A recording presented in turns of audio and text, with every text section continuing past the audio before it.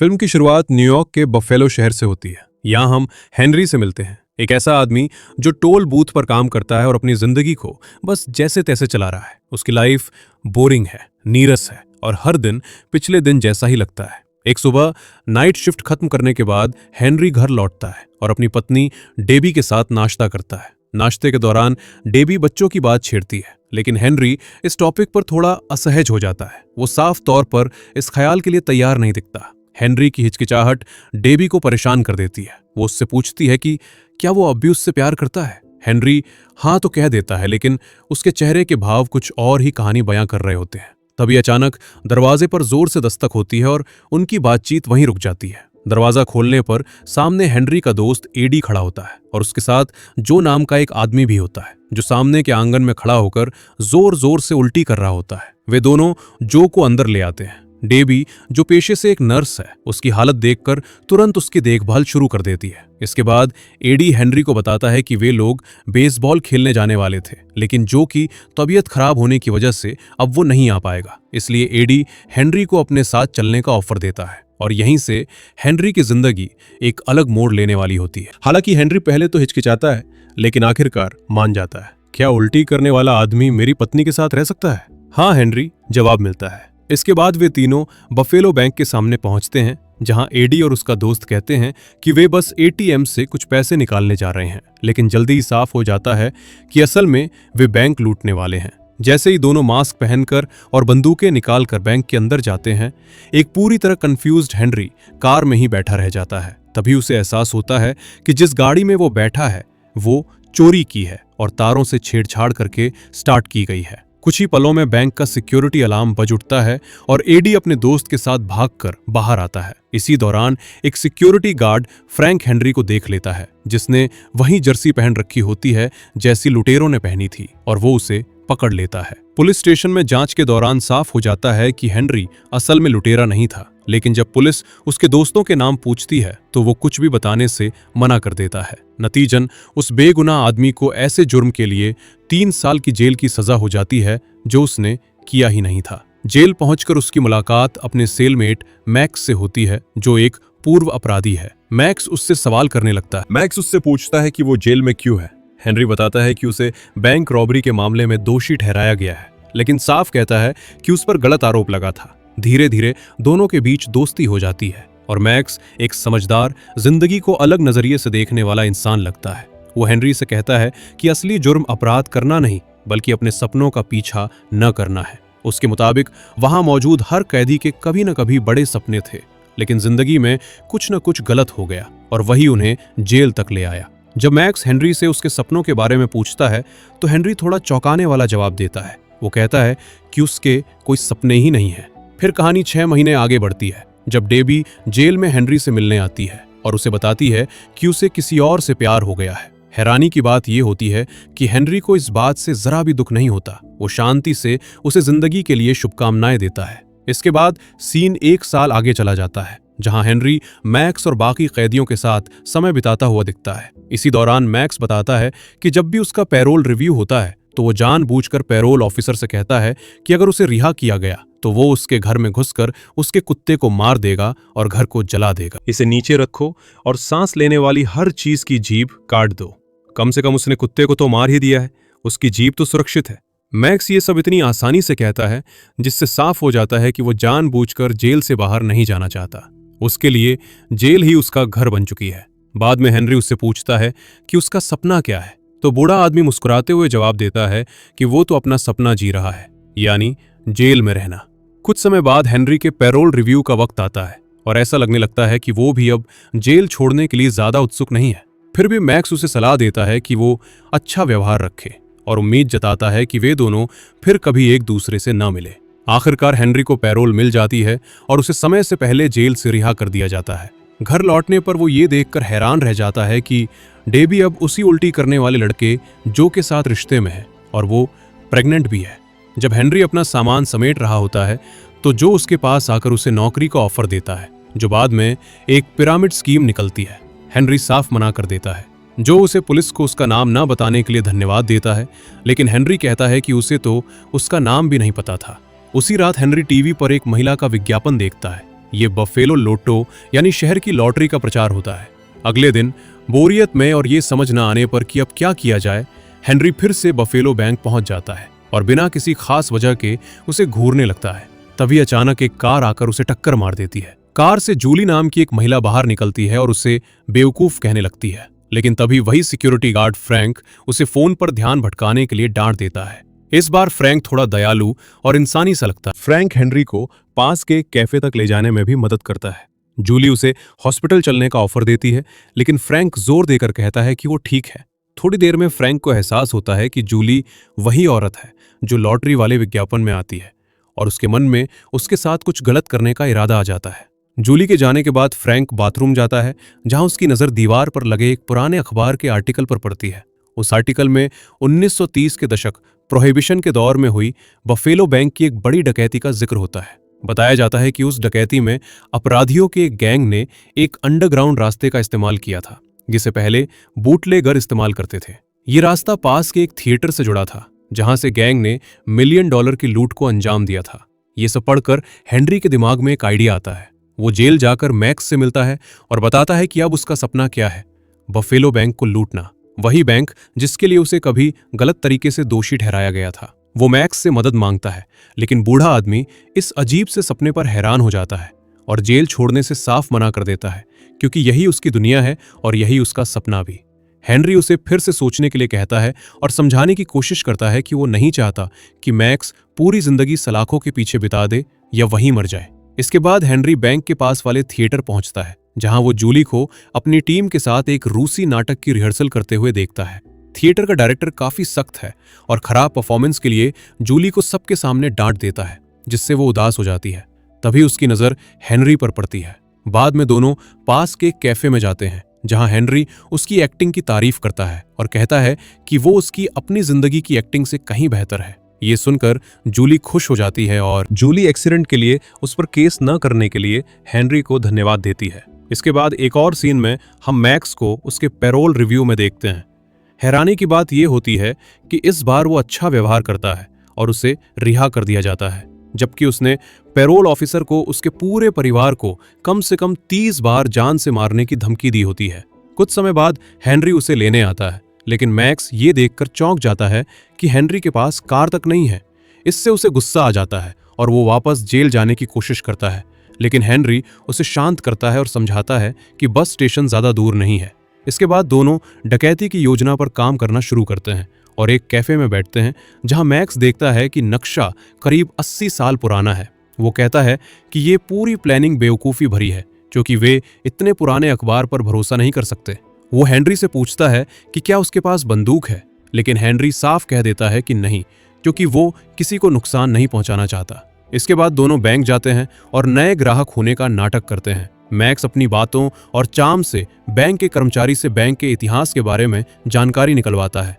वो बताता है कि जब वो बच्चा था तो उसके चाचा ने अपना सारा पैसा यहीं की एक तिजोरी में रखा था और कहा था कि ये जगह कम से कम 300 साल तक चलेगी।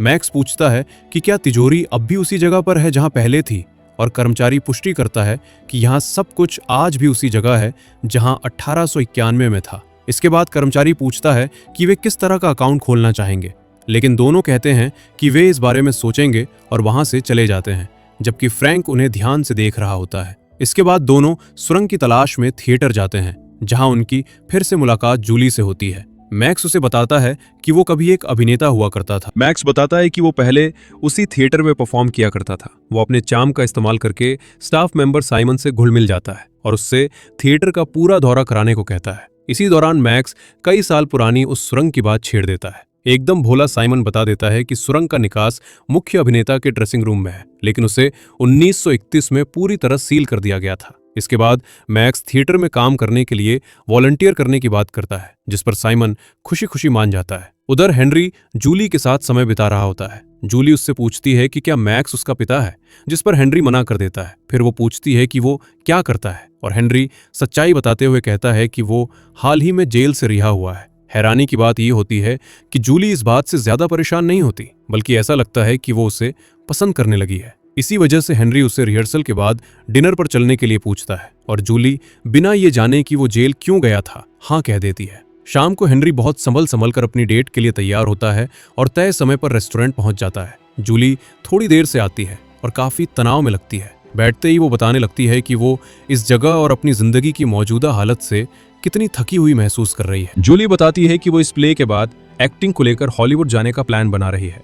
फिर वो हेनरी से पूछती है कि वो जेल क्यों गया था। हेनरी उसे सच बताता है कि उसे लगा था कि वो बेसबॉल खेलने जा रहा है, लेकिन उसे गलत तरीके से एक बैंक रॉबरी में फंसा दिया गया।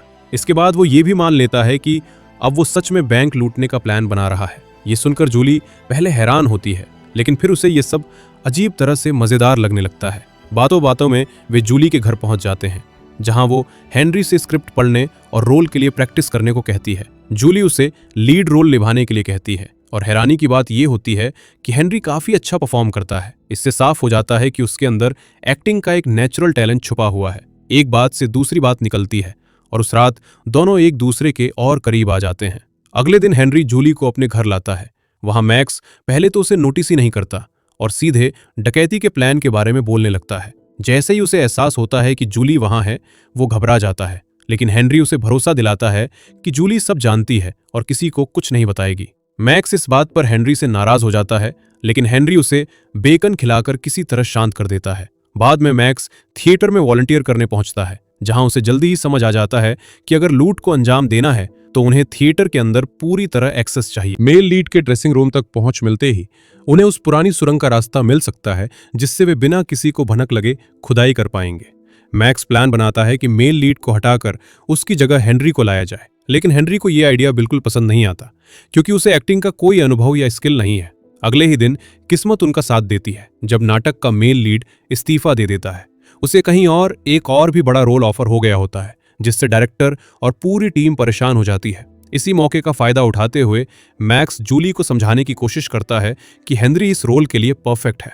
जूली पहले मना कर देती है और बताती है कि हेनरी ने अपनी जिंदगी में कभी एक्टिंग नहीं की है, लेकिन मैक्स लगातार दबाव बनाता रहता है और ये भी साफ कर देता है कि इससे उनकी डकैती की योजना को आगे बढ़ाने में मदद मिलेगी। ये जानकर जूली चौंक जाती है कि मैक्स ने अपने मिशन के लिए ये सब सोचा था, लेकिन मजबूरी में वो हेनरी को रोल के लिए रिकमेंड करने पर राजी हो जाती है। डायरेक्टर जाहिर तौर पर हेनरी को हायर करने से मना कर देता है, लेकिन फिर भी उसे ऑडिशन देने का एक फेयर मौका देता है।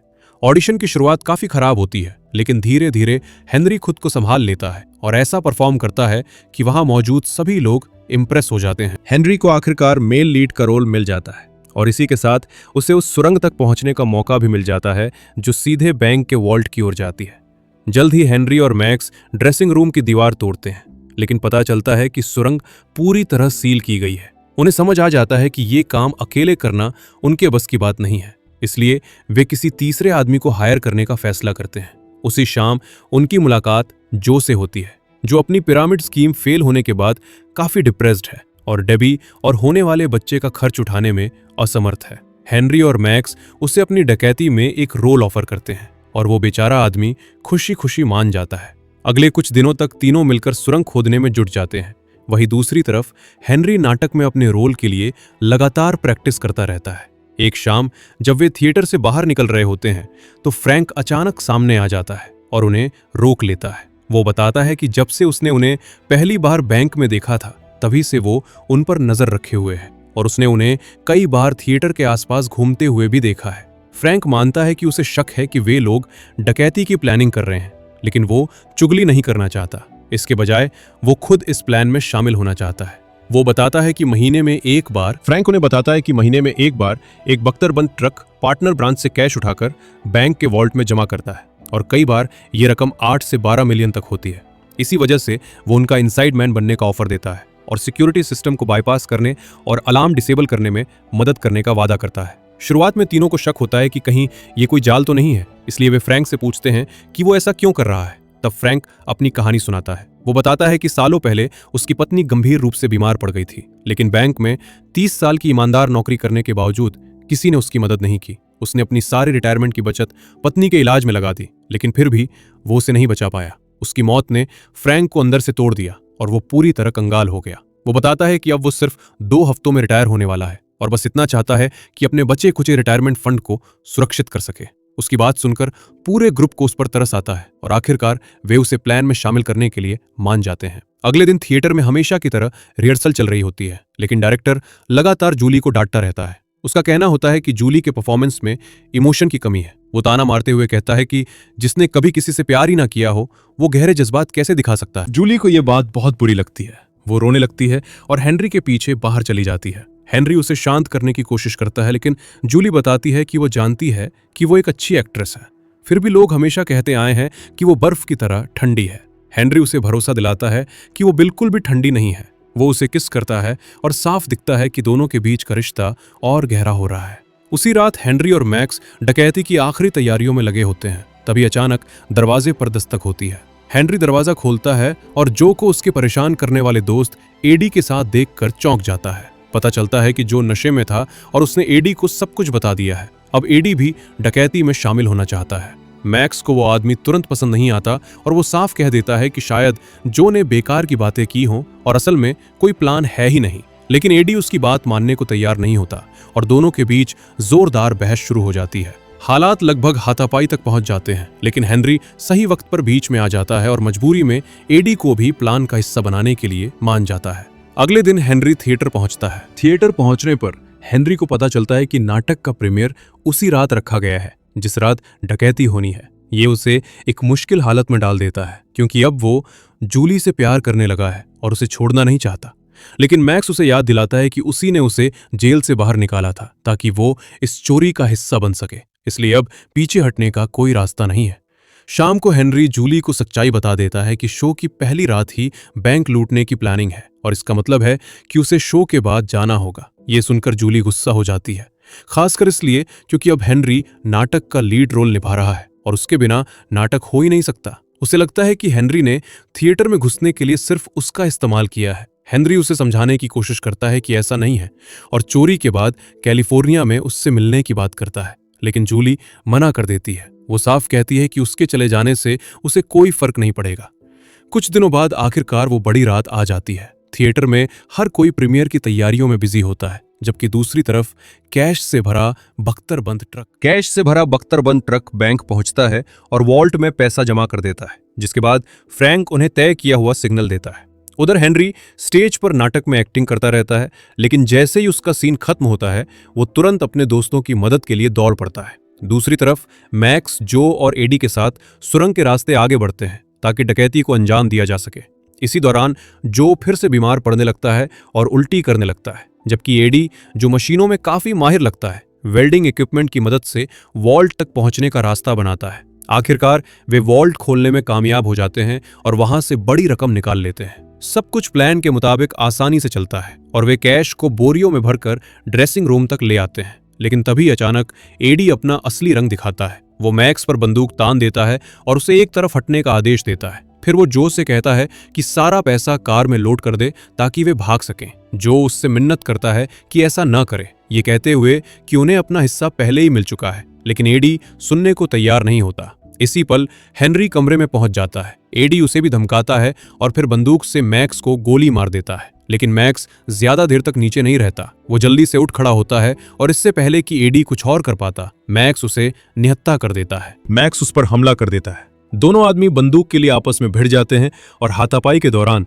बंदूक गलती से चल जाती है, जिससे हेनरी के पैर में गोली लग जाती है। इसके बाद मैक्स एडी को जमीन पर गिरा देता है और वे उसे सुरंग में मुंह बंद करके बांध देते हैं ताकि वो कुछ न कर सके।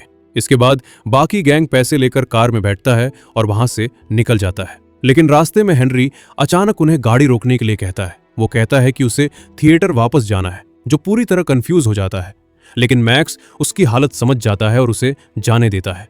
हेनरी लंगलाते हुए थिएटर लौटता है और खून बहते पैर के साथ नाटक को बीच में ही रोक देता है। फिर एक हिम्मत भरे पल में वो सबके सामने जूली के लिए अपने प्यार का इजहार कर देता है। ये देखकर जूली और दर्शक दोनों हैरान रह जाते हैं और उतने ही कंफ्यूज भी जितने इस वक्त फिल्म देखने वाले लोग। अजीब संयोग ये होता है कि हेनरी की ये कहानी नाटक की कहानी से भी मेल खाने लगती है, जिससे दर्शक और ज्यादा एक्साइटेड हो जाते हैं। एक गुस्से में भरी जूली पहले हेनरी को जाने के लिए कहती है, लेकिन वो मना कर देता है और उससे मॉस्को में मिलने की बात करता है। जूली मना कर देती है, लेकिन दर्शक तालियां बजाकर और आवाजें लगाकर उसे हाँ कहने के लिए उकसाने लगते हैं। यहाँ तक कि डायरेक्टर भी इस सब में दिलचस्पी लेने लगता है। इसलिए डायरेक्टर लाइट्स धीमी कर देता है और जूली से जवाब देने के लिए कहता है। जूली जोर से हाँ नहीं कहती, लेकिन उसके चेहरे पर अचानक आई हल्की सी मुस्कान सब कुछ बयां कर देती है। यही मुस्कान इस बात का इशारा होती है कि उसने हेनरी का प्यार स्वीकार कर लिया है। वो उसकी ओर बढ़ती है, उसे किस करने के लिए झुकती है और ठीक उसी पल फिल्म खत्म हो जाती है। ये फिल्म हमें बताती है कि जिंदगी हमेशा सही या गलत में नहीं बटी होती। कभी कभी इंसान हालात से हार जाता है और कभी प्यार उसे फिर से खड़ा कर देता है।